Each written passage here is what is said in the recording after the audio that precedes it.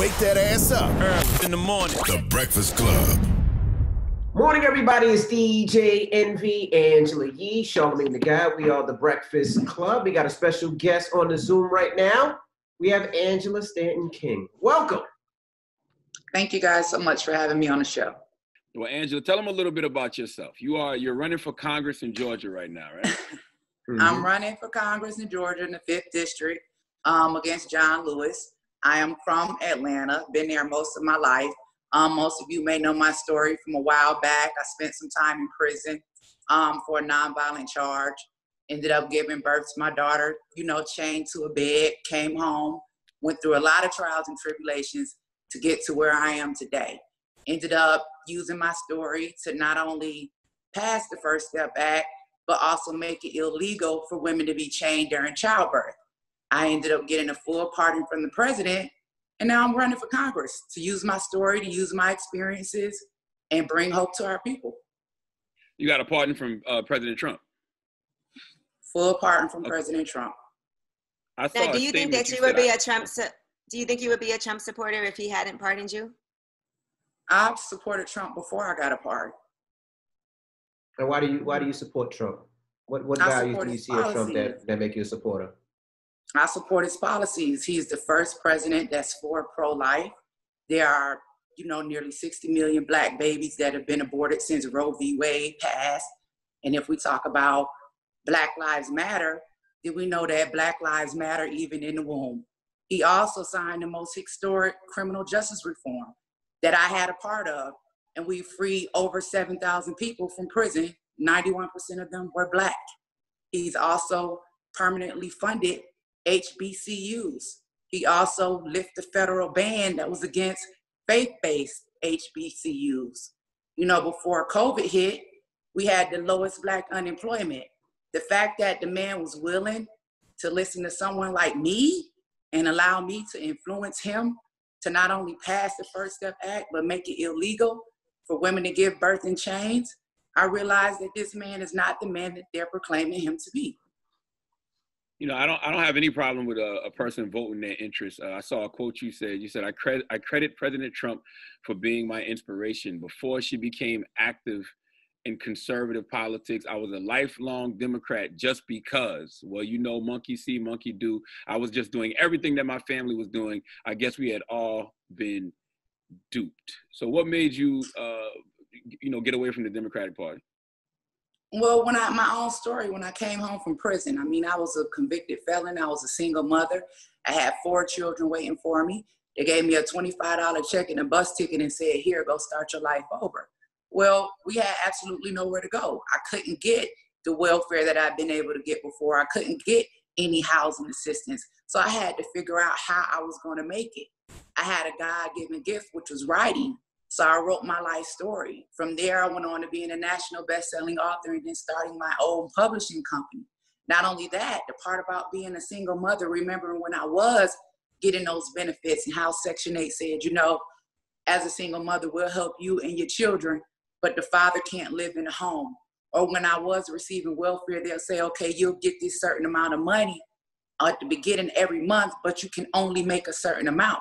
It wasn't until I was denied government benefits and nobody wanted to help me that I discovered my greatness. And so this road to entrepreneurship is how I eventually became free. And I know if we really want to be free as a people, we got to reduce poverty. Because once we reduce poverty, we reduce crime. We need more entrepreneurs. And if I can do it, anybody can do it.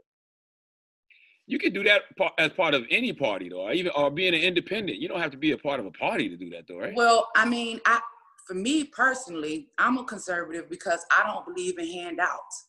I believe in hand-ups. When we talk about the Democratic Party, it's a large focus on welfare, right? People only need welfare for a certain amount of time. We don't need to become lifelong welfare recipients. I'm also not... Oh, we lost you. There we go. I'm sorry. I'm also not a Democrat because of abortion. This is my thing. Roe v. Wade was passed off of a lie. As of right now, where we are, we're always crying about being an oppressed minority, but we are always going to be an oppressed minority if we continue to abort our offspring. Abortion is the biggest genocide against Black America. They strategically place their abortion clinics in our neighborhoods.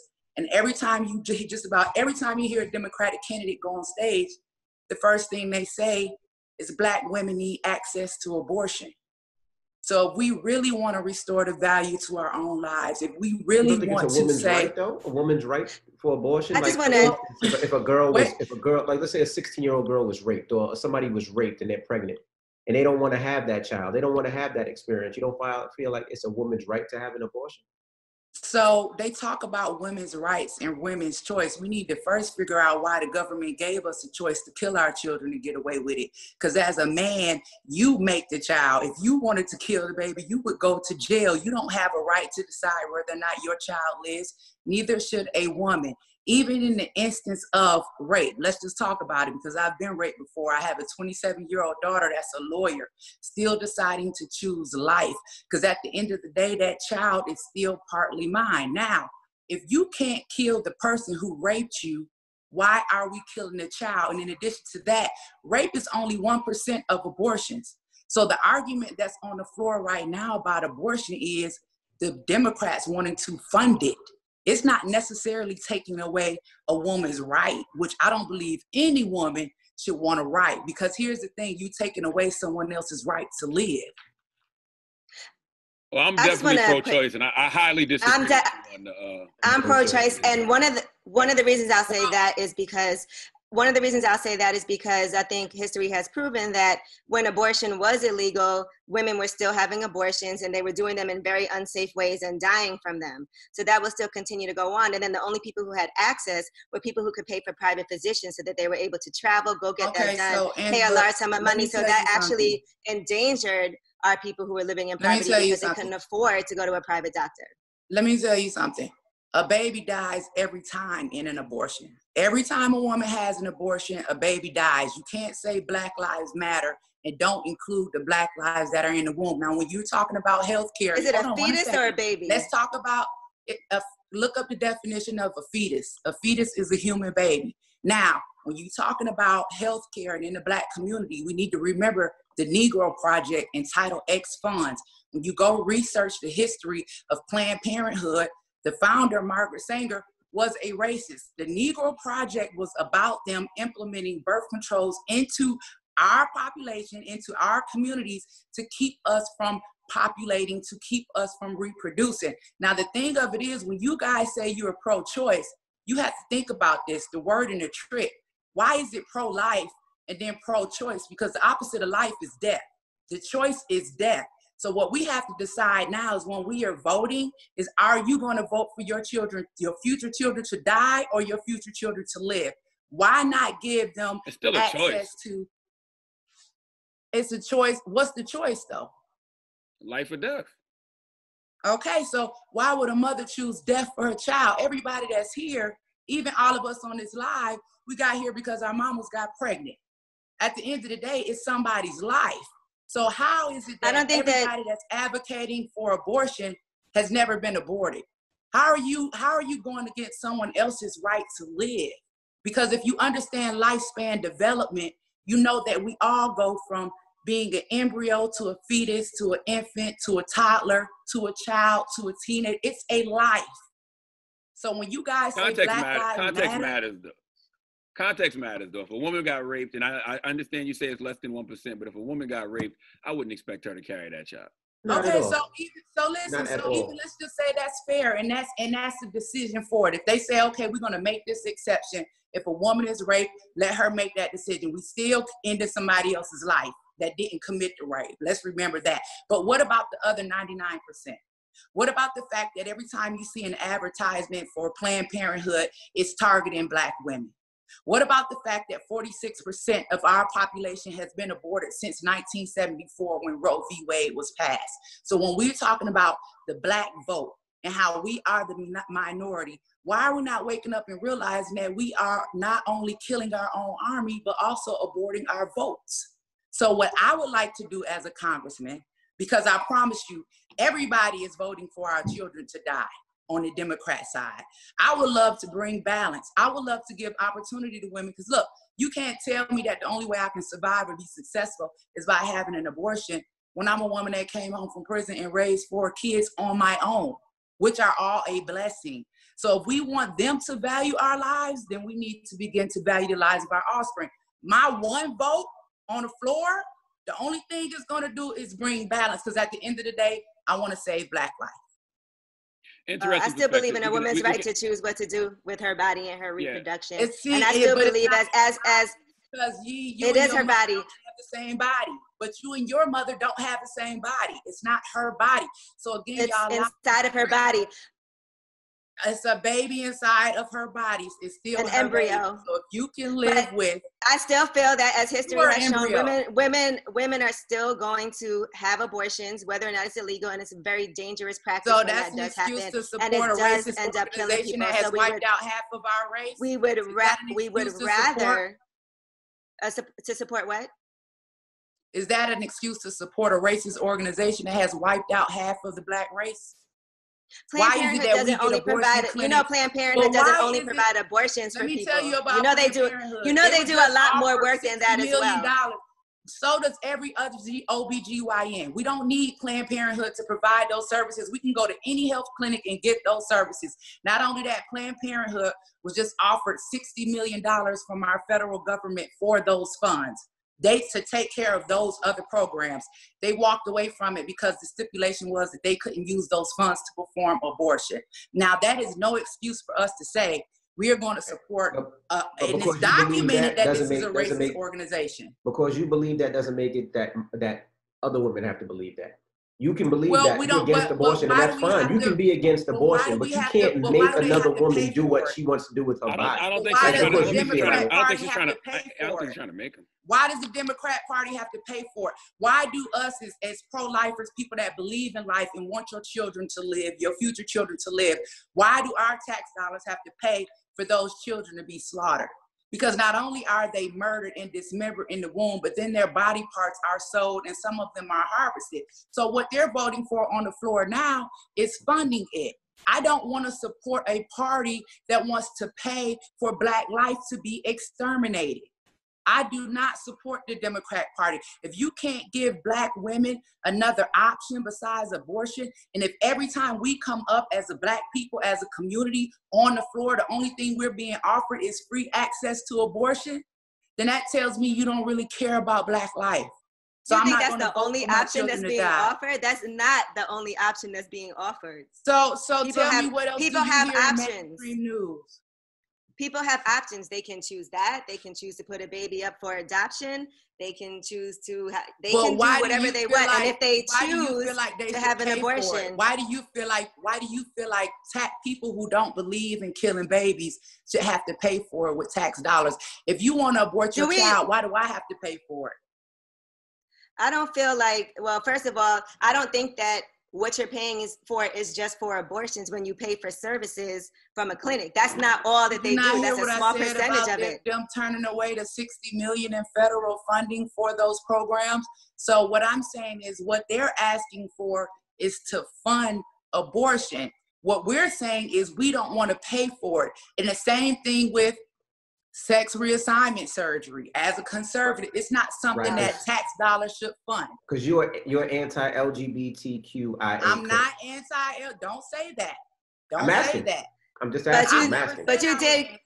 Some of the things I don't agree with. I'm not anti, because when you say anti-LGBTQ, you putting in lesbian, bi, gay, you lumping everything in together. So what are you anti? What are you against then? Explain. I'm asking. So what are you against, ma'am? This is what I don't agree with.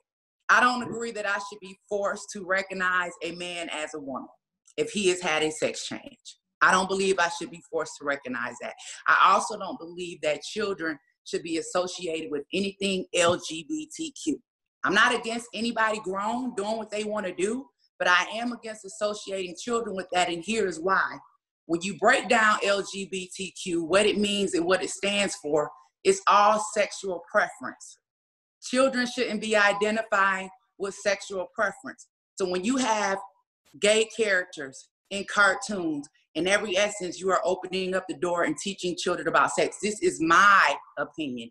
I feel as though laws need to be in place that protect children. That's all where I'm at. Children gender and sexual preference are two it. different. Gender and sexual preference are two different things. Just because you're associating you are a certain gender doesn't mean that you're having sex and that's a sexual preference. And so let's talk about that. Even when it comes to children, why are we confusing children with gender identity? I don't think that children are confused when they say, this is the body that I feel like I have, and this is what I am. I don't think anyone's forcing it on them. If I say I'm a turtle, does that make me a turtle? Is that a gender that's an option for you? I would respect your right to be a turtle, just because I feel like it. So wouldn't you say that? Wouldn't you say that being a woman is more than a feeling? Angela, I would respect your right to be a turtle. If you wanted to be a turtle, I would not tell you that you're not a turtle. Like okay, but you don't have the right like to make my children daughter. believe that but I don't have the right to use my influence or make laws to make children believe that you can magically turn into a turtle when we know that it's not true. So there's a certain thing called gender dysphoria, and it's very similar to people that have anorexia. So people that have anorexia, in their minds, they believe that they're fat. They really are not. Gender dysphoria is the same thing. We have people that believe that they are in the wrong bodies. They are not. So here's my thing. Having an operation to make you look like the opposite sex does not make you the opposite sex. I feel as though it's confusing children. Now, I'm not here to take away gay rights. I have a son that's a part of the community. I have an aunt that's a part of the community.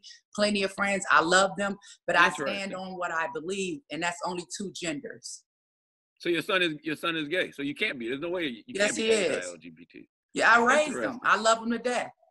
So you're anti-trans. Here's the thing, you can't. I'm anti what? Trans rights. Yeah, I love to use that word. I never said that. Grown people can do what they want to do, but why are we confusing children? Why are we trying to make children believe in something that's not real? I think that kids can get a sex change. No children can get a sex change. So you're mad like Dwayne Wade and how he's raising his son. Yes, they can. You don't know that there are laws allowing children to be given hormone blockers that's actually sterilizing them now and keeping them from producing breast stuff before they've even gone into puberty. Yes, they are. And so there need to be laws against that. So I just took my daughter to the doctor the other day. She was only 15 years old. She just turned 16. And the first thing the doctor asked her was, what gender do you identify with? First of all, ma'am, that's a minor. She identified with what she was born. She was a female. She's known she's a female ever since I gave birth to her. So why are we encouraging mental health? Why are we allowing them to confuse our youth, confuse our children? When you grow up and you're an adult, if that's what you want to do, you have every right. I believe people should love who they want to love, absolutely. But when we come to our children and giving them options and now allowing them to make informed decisions, we need to tell them the truth. I think that it's easy to say that when you haven't. Go ahead, Charlamagne. I think it's easy to say that when you haven't experienced it and you don't know what it's like. But as a person who I myself know many trans women, I understand that they felt like, for a majority of them, they felt like that since they were young. I was born and I was assigned this gender at birth as a male, but I feel like I'm a woman. Angela, and that's the gender that I identify with. Listening to what you're saying. And I think that it is dangerous for you to tell a child they can't be who they are, because that leads to all kinds of mental trauma later on in life. So let's do this. So you saying, first of all, let's talk about what you said. You said all of your transgender friends, and I have them too, saying that they felt like they were a woman. Well, being a woman is more than a feeling.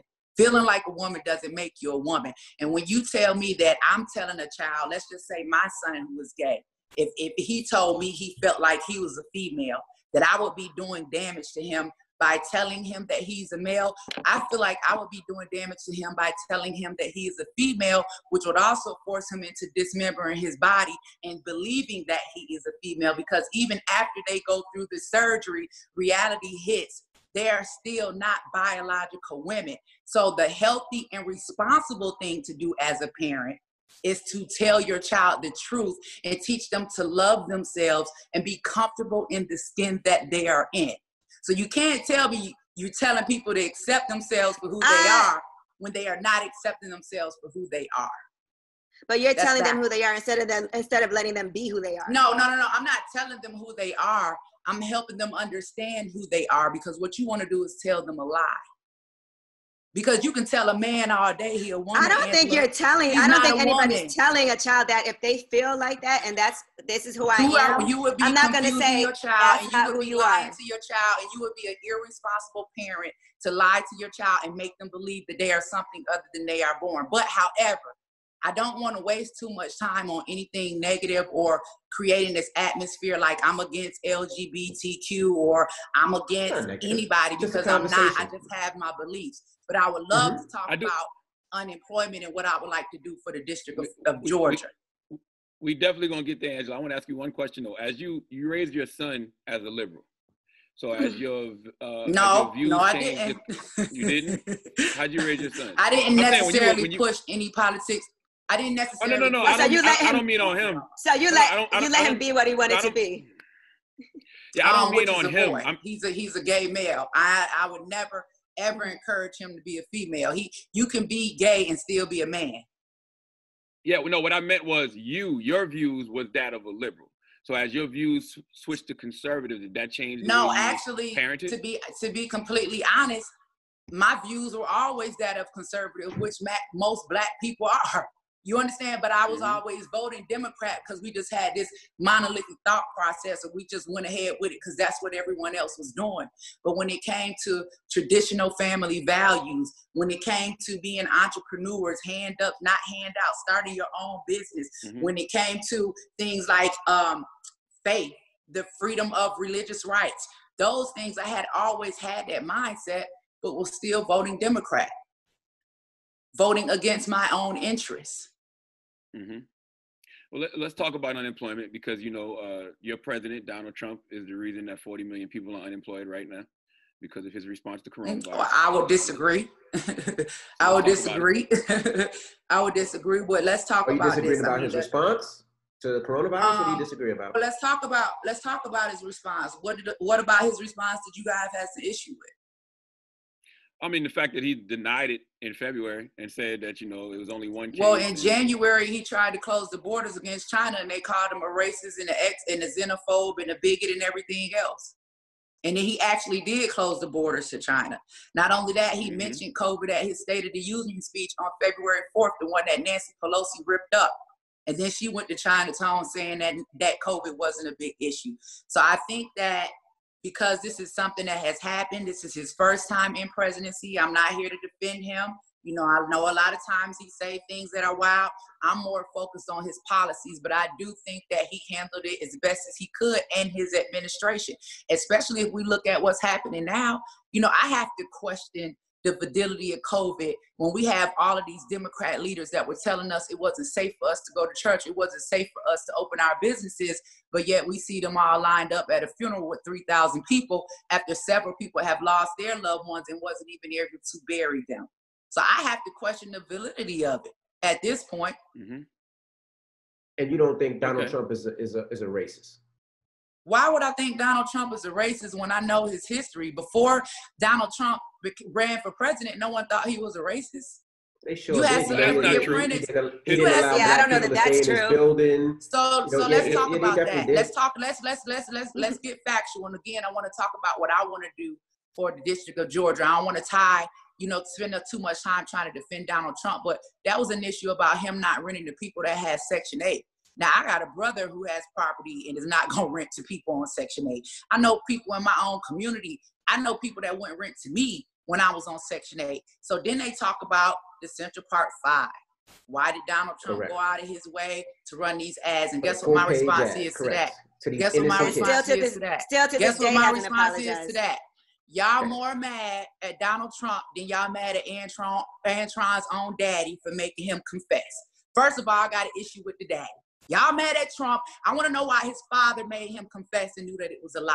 Second of all, those 5 men, God bless them, and I fight for criminal justice reform. I'm glad they are free. I'm also glad that they have been compensated. But I also know that Donald Trump has freed nearly 7,000 people, 91% of them Black. I also know that Joe Biden has not apologized for his 94 crime bill and will not apologize for it, which has thousands of Black men in prison right now that I am fighting for to be free. So how are you more upset about Trump, about 5, than you are about Joe Biden, which lets the majority of Black America incarcerated? I would like it to stay on track, though. If we're talking about Trump, instead of comparing and talking about other people, we're talking about just Trump here. If we're going to talk about that, instead of saying, well, why didn't this person do that? No, we're going to talk about all of it, because we need to discuss the hypocrisy. That's like a Black Lives Matter. Then you say, well, what about black on black crime? I mean, if it's a Black Lives Matter, be worried about what really impacts Black people, which is mass incarceration, not those 5 men. Because those 5 men are home. Let's talk about our brothers and sisters that's incarcerated right now that we need to get out. We can get into that, but that I would definitely push Trump is a racist. The fact that he wouldn't let Black people rent into the building, the fact that he I don't believe that he's a racist. For these innocent Black people that never apologized for it. When Jennifer Hudson's family was murdered, we let you speak. You gotta let us speak too. You can't speak over us when we're speaking, man. But y'all lying. We all talking about it. You are lying. You can't speak. You are lying. Because you want to sit up here and say. Well, Angela, in 1973, an employee, when he got sued, an employee did quote in court documents that they were told to rent only to Jews and executives. When there was a lawsuit against Trump, nothing about Section 8. Focused on 30 Is this around the same time? So is this around the same time that he helped Jesse Jackson start the Rainbow Push Coalition? Is this the same time he gave him a floor on the 10th floor in the Empire State Building and gave him $1 million to help this organization that still helps us? So are we talking about an issue with one employee? Maybe he got upset. Maybe he said something. We're going to stay focused on the past. Can we talk about what Donald Trump is doing right now for Black people? Because y'all talking about. Listen, there's been there's been a long history of racist acts. It's not just one thing. That Obama, okay. So you want to sit up? Obama's not running for president. Racist, but he did run for president. Trump is the president right now and has done more for Black people. So you're saying Obama's a racist? 8 years. I'm saying Trump did more for Trump did more for Black America than Obama did in 8 years that he was in office. What has he done? Let's talk about it. What has he done? I've already said it. I've already given you the rundown. I've already talked about criminal justice reform. I already talked about permanently funding HBCUs, which their funding was snatched away during the Obama era. I also talked about faith-based, a ban on faith-based HBCUs that was lifted. He also designated in particular office in the White House just to deal with HBCUs. HBCUs were coming back every single year for funding. He made it where they were funded permanently and did not have to do that. He has created opportunity zones. He had the lowest Black unemployment. But again, it's not about Trump. You know, opportunity zones are not only for Black people. You know that, right? You know, opportunity zones are not only for Black people. You bring them to distressed areas. We need them right now, afford to stay in that building and not sell at. Which so people, that means it for people that have money. And most of the majority of the people that have money are white people. So whose issue is that? So if you want to talk opportunity zone in real estate, we can have this conversation all day. Hold on.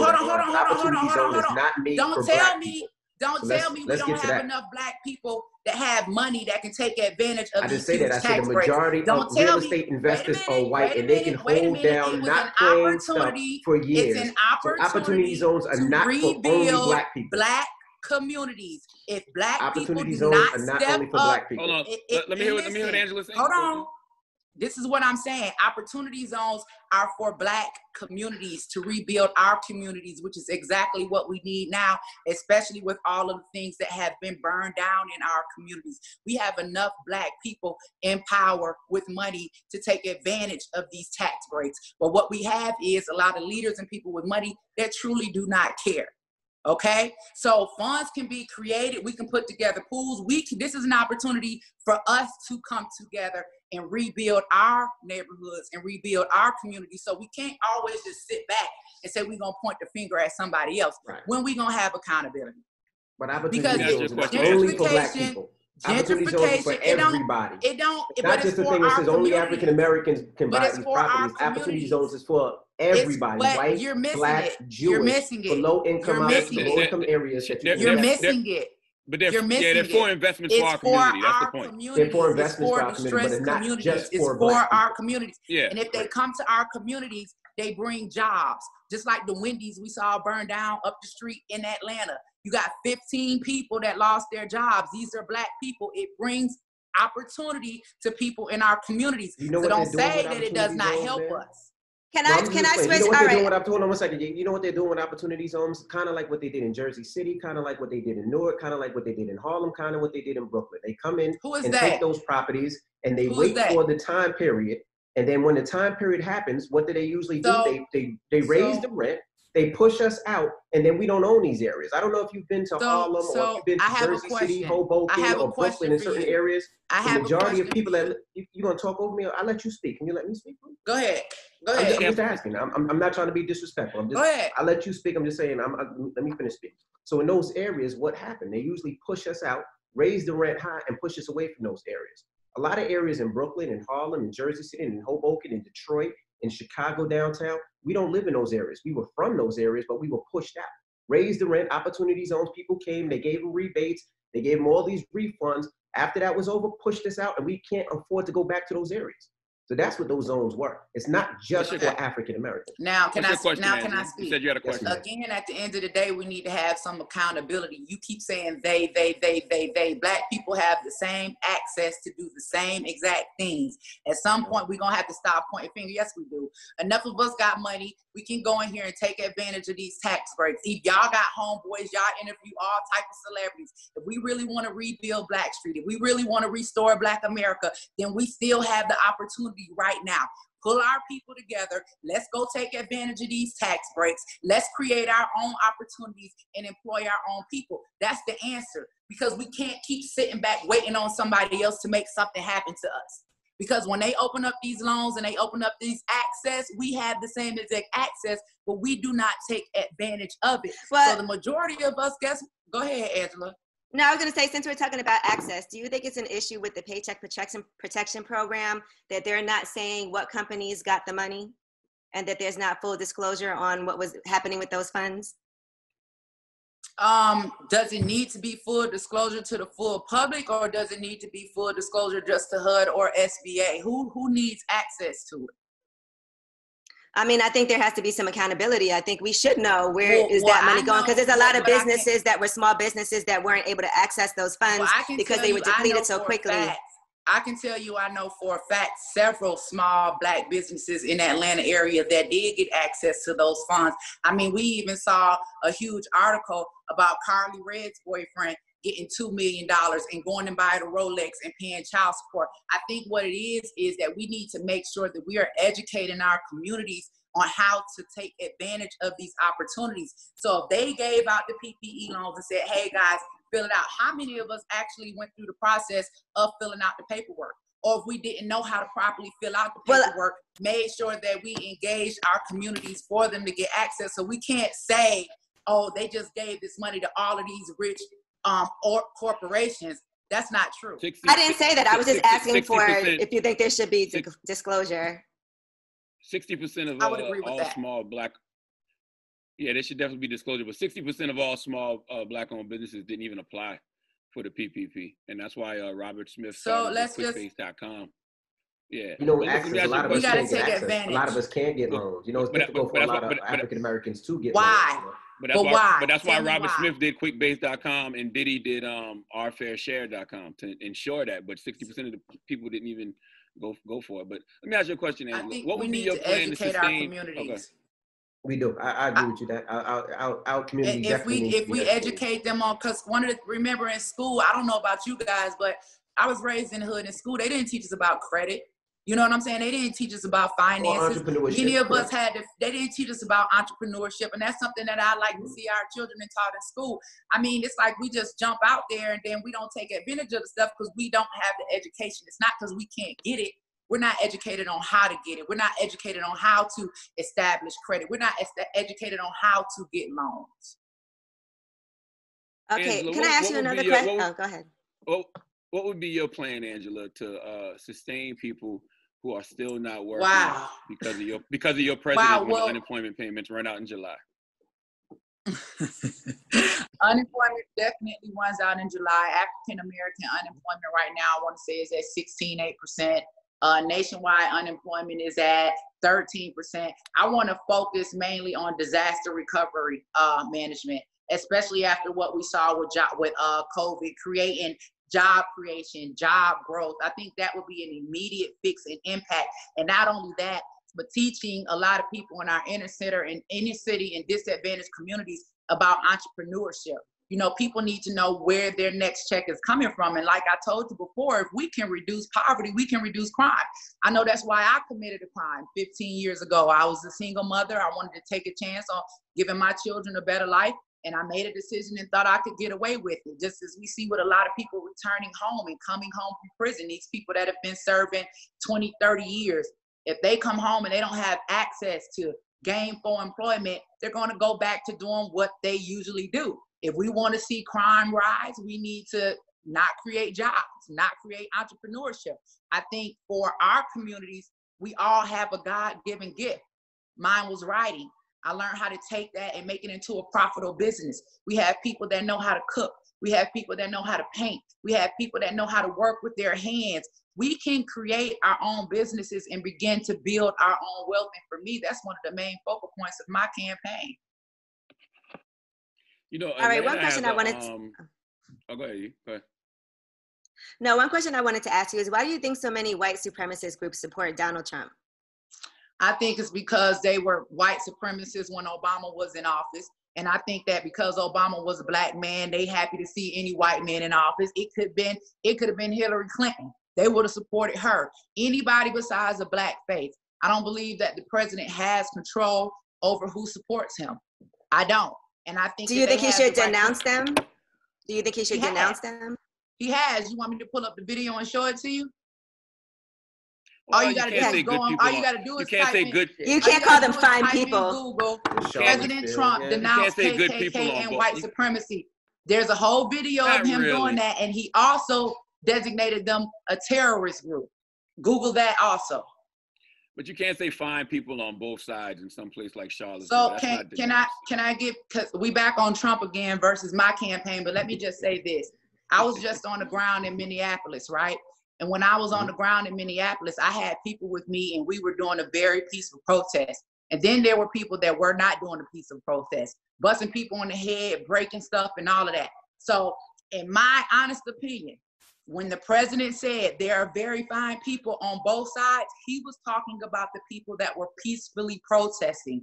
If you go watch the entire clip and not just the snippet that they put out to try to make it seem as if he was saying something racist, you would have a better understanding. What I want us to do is not look at me as a black woman and think that I'm a sellout or I'm not for black people, because at the end of the day, you would, back in the day, they would have called Harriet Tubman a coon for going to work with white people to free the slaves. I'm not going to apologize for the favor that God wasn't going to work. This administration. Angela, Harriet wasn't going to work. It's not like she woke up in the morning and said, I'm going to go clock in for this slavery today. The administration. I advocate on behalf of Black America with the administration. I'm not employed by the administration.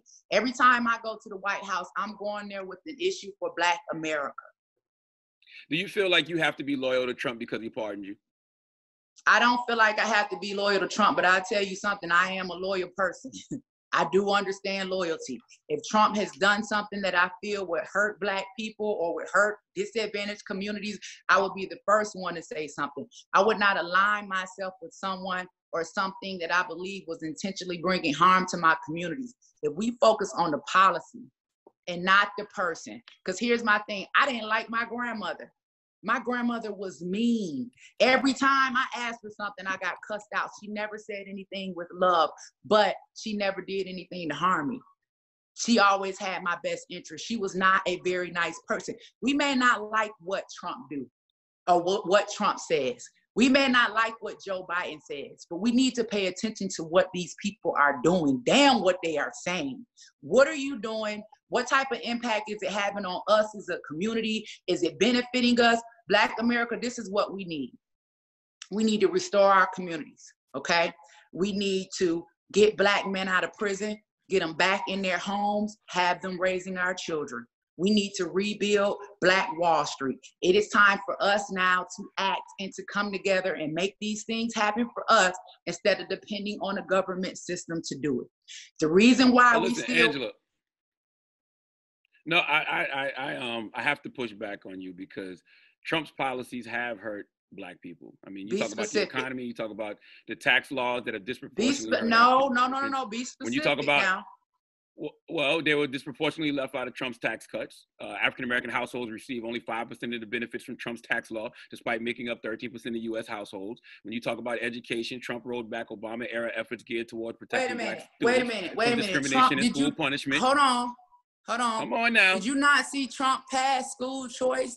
Did you not see the Black girl at the State of the Union that he gave and that he gave a scholarship to? So school choice is what we need, because our children are stuck in public schools while their children get to go to private schools and charter schools and have access to more opportunity. So what we have to do is be factual in what we're saying, because what's happening is there are a lot of media bias out here. And what we see one thing that one person says and we just go by it, and we're not doing our own factual research. Okay, well, what about criminal justice? Trump took us backwards on criminal justice by rescinding and weakening Obama-era protections on policing. You know I'm not going to let you go. You know I'm not going to let you say that. So criminal justice reform. Let's talk about the historic criminal justice reform bill that's going to bring nearly 100,000 people home from prison. So what? Hold on one second. My earpiece fell out. I'm sorry. So what this bill does, so there's a huge difference between the Fair Sentencing Act and the First Step Act. So what the Fair Sentencing Act with Obama passed, this did not apply to those that had life off of 3 strikes, you're out. So 3 strikes, you're out. This is how the majority of Black people ended up in prison. You would commit a crime one time. Let's say I'd be on the street. You'll catch me with a $50 bomb, lock me up, I bond out. You catch me on the street again, I got a $20 bomb, and you lock me up, I bond out. That third time, you can give me life in prison. Like 3 strikes you out is what had the majority of people in prison serving life for marijuana. When President Trump passed the First Step Act, those are the people that benefited from that law. And those are the people, since you brought them up, that Obama left behind. That's how Black America ended up being massively incarcerated. Because you can't say, and you know, the First Step Act was bipartisan. We had plenty of Black people that was pushing for this bill to get it passed. So we can't just say Trump rolled us back, because you had everybody fighting. But that's because Black people were tired of getting nothing in regards to criminal justice reform, so they took a little something. But we can't sit here and act like, you know, Trump's administration. That's a lot something. We can't. But listen, even with the First Step Back, we can't act like Trump's administration is not working behind the scenes to undermine those laws and put inmates back behind bars, because he encourages harsher sentences for drug offenses, including nonviolent ones.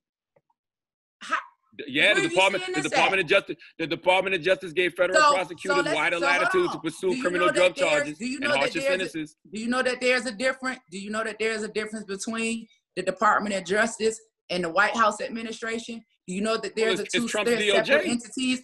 Hold on, wait a minute. You've also seen the DOJ buck against Trump. Don't say that it's Trump's DOJ. Jeff Sessions and William Barr ride Trump's dick. Wait a minute, that's not necessarily true, because we've seen DOJ come against people being released for home confinement, being moved closer to their family, going against everything that was passed in the First Step Act. There are lawsuits right now pending against DOJ for them not honoring what Trump signed in the First Step Act. So let's again be beneficial with that. And it's unfair for you guys to say, that Trump passed something in regards to criminal justice reform that rolls people back, because we have thousands of people home now with their families and thousands of people that are on the way. So I think it's selfish of us to not take into consideration our people that's locked in the cage and want to be free and want to come home. There is no guarantee that Joe Biden is going to do anything to fix the law that he passed, because he was in office 8 years and did nothing about it. That is very true. King. If it ain't broke, don't fix it. If it ain't broke, let our people come home. It ain't fixed now. Come on now. We still under a white supremacist system. Closer. No, I'm not gonna agree with white. I don't know any racists that would defund Planned Parenthood. I don't know any racist that wants Black babies to be born. It seems to me if this man was a racist, he would give Planned Parenthood all the money that they need, knowing that their abortion clinics are in Black areas. See, we get abortion clinics in our areas. They get fertility clinics in their areas. I don't know any racists that would give so many Black Americans a second chance, including myself. Look at the platform that this administration has given me. My own people, I've been doing loyalty. community service and fighting for us for 15 years. My own people wouldn't even give me this platform. So for this man to give me, somebody who at the time was uneducated, I'm graduating with my bachelor's now, single mother, I met all the statistics, a chance to pass a law, a chance to have a name, clear my name, a chance to run for office. I can't say that the man is a racist because he didn't have to do it. Because at the end of the day, we know he didn't win with the black vote. I understand your loyalty to him, but I just want you to know that just because somebody does something good for you doesn't mean they're good for you. I just want to say that. But he didn't do nothing bad. I can't sit up here and say the man has done anything bad. I can't say he's done anything bad. I can't say I've seen anything bad come out of the administration. Well, you ain't got no eyeballs, Angela. Put your glasses on. You wear glasses. Telling me that, contacts, and I'm right there. LASIK. But I'm right there in the mix, though, bro. Well, maybe you too close. Maybe you too. No. I got to ask two more questions because she's running for Congress in Atlanta. Yes. And thank you. Yeah, Atlanta has a large LGBTQIA+ population. Here we go. Listen, do you think that your harsh criticism of that community will hurt your chances of winning a seat in Congress? I think that they have that they are very vocal. And I think that when it comes to their rights and standing up for what they believe in, I think that they have been given that right. I think that I have every right to say a man is not a woman because it's factual. I think that I have every right to say that we need laws that protect children, right, from becoming too sexually hyper, right, or sexualized. I believe that I have a right to say that. And I believe that the majority of the LGBTQ community also agrees with that, right? They don't have an issue with that. They also agree with that. Why are we hypersexualizing our children before it's time?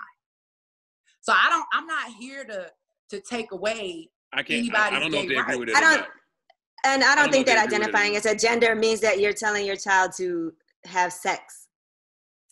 Listen, I'm not lying to my children about who they are. That's me. Now, that's my belief. That's no law, right? That's not on the floor. There's nobody voting to say, hey, let's make it a law that parents can't tell their children that they're the opposite sex than what they really are. That's not a law. That's my personal belief, and I believe that I have a right to that. If I want to raise my children into believing that they are who they were born to be, I should have a right, and I shouldn't be criticized for that either. Right, and then other people should have the right to raise their children as they see fit as well. And they do. And they do. Mm-hmm. So am I the enemy because I don't agree? Do I have to agree? If you're causing them to be oppressed in any way, if you're causing them to be marginalized in any way, then yes. How you causing somebody to be oppressed by telling them the truth? You oppress people by lying to them, which is what the Democrat Party has been doing to us for the last 40 years. You oppress people by lying to them and making them believe in something that's not true and something that's not factual. So let me ask you, DJ Envy, because you have some beautiful children. I follow your page. If one of your sons or your daughter was to come to you and say, Daddy, I'm a boy. I want to go cut my breast off. As a father, what are you going to say to your daughter? Well, and she's 11 years old. That means she's old enough, and she is 17 to 18, and I'm going to support a decision of what she wants to be. I'm going to try to tell. You want me to answer? I want me to answer. So I'm going to try to of course, tell her that I support her in whatever she wants or whatever she feels.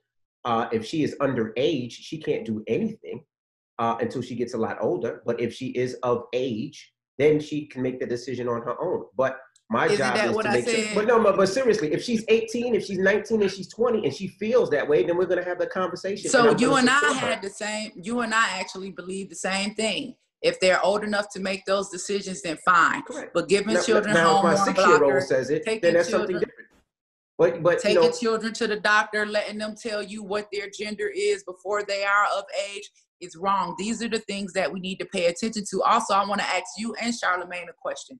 You know, in New York, they've just made it legal where young underage transgenders can change their birth certificate. So I have 3 sons, right? So underage at what age? What age? When you say underage, you say under 16? 12, 13, 14, 11, whatever they identify with, they're allowed to legally change their birth certificate. So I have 3 sons. So let's say my 19-year-old son in 5 years from now, meet someone from New York that was legally able to change their birth certificate. They get married. He's waited 10, 15 years to have a child, finds out 15 years later that he is not married to a biological woman. He is actually married to a biological man. How is that fair to the person that's been deceived? I think nobody's saying that you shouldn't disclose your past, but that's fine. That's law. That's what's in the Equality Act. That's what they're allowed to do. They're allowed to legally change their birth certificate. So I just don't agree with the deception. I would wonder if that person would care after all of that time, because you already grew in love with a person. Clearly, you didn't see any difference. Well, so there's women who can't have babies now. Does that mean you're going to leave them? That's just like if you was married to a woman and she told you she didn't have any children, and then come to find out she got 5 kids stashed off somewhere. You would feel deceived.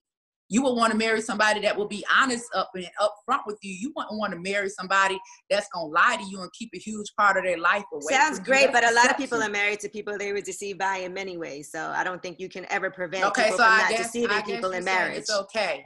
I guess that's your excuse, because other people are married to somebody that deceived them. That if your child identifies in a certain way and what you want is for your child to be happy and not feel oppressed, do you have and that's children? What they need, then do you have children? Nope. Okay. I have 5 children. And as a mother who has raised children, it is not healthy to mislead your children or to lie to your children and make them believe in something that is not scientifically true. It does not benefit. I support Gabrielle Union and Dwayne Wade and how they're allowing their child Zaya to grow. I know you don't. And they have children, and that's what I support. Well, that's fine. I don't support it. I'm with Boosie on this one. Let the man be a man. You could be gay and still be a man. Like who would encourage, how do a 12-year-old boy even know how to feel like a woman? That's questionable. Because if you see a 12-year-old girl, boy, but see the whole thing no, I know what it takes to feel like a woman. Do you? But I know what it takes to feel like a woman. Like you said, you have 5 kids, right? You have 5 kids, and you raise your kids the way you want to raise your kids. I raise my kids the way I want to raise my kids. And they are allowed to raise their kids the way that they want to raise them. Right, and they're also allowed to be criticized. You're right, and I don't agree. I don't agree that we should encourage. And first of all, how does it benefit Black America? Y'all talking about restoring, right? Black America, restoring our lives, restoring our economy, restoring our families. How does it even benefit Black America to encourage our men to become women? Because first of all, if anybody understands the strategies of war, if it's trying to take out a colony of people, the first thing they do is remove the men. So as a woman, first of all, I need my man. I need my Black man. I need you to be a man. I need you to lead. I don't need you to be competition. I don't need you to feel like you a woman or feel like you are me, because I don't have to give my crown away. So no, I don't support feminizing, especially not our boys. But if you're an old man and you want to make a decision that that's what you want to do, that's what you want to do. But I don't have to support it. And I don't. And tell me, how does it benefit us? I just support happiness and choices. And I know sometimes people have a lot of mental health issues and a lot of trauma associated with people with feeling like they should be ashamed of who they are because of what society tells them that they should be. Well, you are. And so I know a lot of times if you're not being yourself, Angela, you're not making sense. If you're not willing to be yourself, and if who you are and being yourself is, I am a woman, and that's the gender that I am, and that's me being myself, and that's it. No. Okay. All right. But anyway, I don't think it's. Yeah, let's move on. But I don't think there's anything wrong with supporting people the same way that you support your son who happens to be gay. Yeah, you can support them, but you don't have to condone it. You don't have to agree with it. I can support your decision to believe that you're a woman, but that don't mean that I have to encourage it, or I have to condone it, or I have to tell other young boys to go be a princess, or I got to support Billy Porter being on. We have to go in a second. Hold on. What'd you say about Billy Porter? I said, or I don't have to support Billy Porter going on Sesame Street teaching children about LGBTQ, because you can't teach children about being a lesbian or being bisexual or being gay without teaching them about sex. And in heterosexual households, nobody is teaching their children about sex at that young of an age. So I don't have to support you could be gay and be celibate. What's gay? That doesn't mean you're having sex. What's gay though? You know what I mean? You could be a lesbian and not be having sex at all. What's the definition of gay? What's the definition of a lesbian? So let me give you an example. Yes. Let me give you an example. So there was a woman that sent me a picture of her child's first grade English book. And inside of that English book, it was a picture of Ellen DeGeneres. And it said up under Ellen DeGeneres, Ellen DeGeneres is a humanitarian and a lesbian.